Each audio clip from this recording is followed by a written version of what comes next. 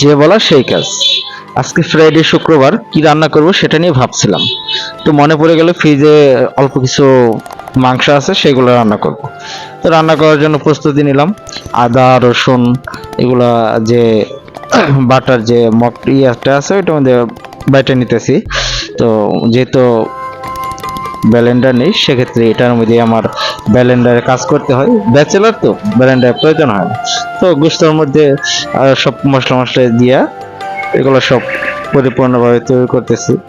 এগুলো আবার মিক্স করে তারপর হচ্ছে রান্না চড়িয়ে দিব। তো শুক্রবার হচ্ছে সবাই ঘোরাঘুরি করে, বেশিরভাগ সময় সবাই ঘোরাঘুরি করে, কিন্তু আমি অতটা ঘোরাঘুরি করতে পারি না, যেহেতু একটা কোম্পানিতে আছি, ব্যবসায়িক প্রতিষ্ঠান, সেইখানে সার্বক্ষণিক থাকতে হয়। মাঝে মাঝে হোটেলে খাই, আবার যখন মন চায় তখন আবার হচ্ছে নিজেরা ফাঁকিয়ে খাই। তো আজকে রাইস কুকারে, সেজন্য আর কি ভাবলাম যে আজকে শুক্রবার নিজে গোস্ত পাকিয়ে খাই, পরেরটা পরে পাওয়া যাবে। তো অল্প গোস্ত, ভাবলাম 2-3টা আলু দেই, তাহলে এক বেলা না প্রায় 2-3 বেলা খাওয়া যাবে আর কি। কারণ যারা বিশেষ করে শিল্প কারখানায় চাকরি করে, তারা বেশিরভাগ ক্ষেত্রেই রাতে রান্না করে ওইটা আবার 3 বেলা খায়। কারণ হচ্ছে 3 বেলা পাকানোর মতো সময় হয় না। আর তাছাড়া ব্যাচেলর যারা বিশেষ করে থাকে, এত আইটেম, দেখা গেল কয়েকটা আইটেম, ভাজি, ডাল, এগুলো করার সময় হয় না, যেকোনো এক তরকারি করেই বেশিরভাগ আমাদের কাটিয়ে দিতে হয়। সেজন্য আর কি দেখেন, রান্নাটা কিন্তু একদম খারাপ পারি না, যেহেতু আমি ছেলে, কিন্তু রান্না তাই বুঝে খারাপ হবে না, রান্না হবে একই।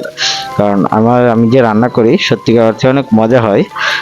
নিজে ঢোল নিজে পিটাচ্ছি না, সত্যিকার অর্থে মজা হয়। দেখেন কালারটা, দেখেন কালারটা দেখার পরেই তো আপনারা বুঝতে পারতেছেন যে এই খাবারটা মানে অস্বাদু এবং মানে স্বাদবিহীন হবে না, স্বাদ হবে মাস্ট।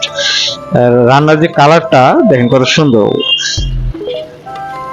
তো এই ভিডিওটা যদি আপনাদের ভালো লাগে, বা রান্নার রেসিপি যদি আপনাদের ভালো লাগে, রান্না ব্যাচেলার, বিশেষ করে যারা ব্যাচেলার আছেন, তাদের যদি রান্না করে খেতে হয় আমার মতো, তাহলে এই ভিডিওটা সম্পূর্ণ দেখলে বাদে অবশ্যই আপনার রান্নার কিছুটা ধারণা নিয়ে রান্নাটা শুরু করতে পারবেন। যেমন আমি শুরু করে দিয়েছি ব্যাচেলার, একলা একলা খাচ্ছি। তো ভালোই, খারাপ না, একলা খাওয়াটাও কিন্তু একটা আনন্দের বিষয়, কারণ সবাই এটা করতে পারে না, খেতে পারে না, অনেক সুস্বাদু। সবাই ভিডিওটা লাইক, শেয়ার, কমেন্টে ভালো করবেন। আর দেখেন কত সুন্দর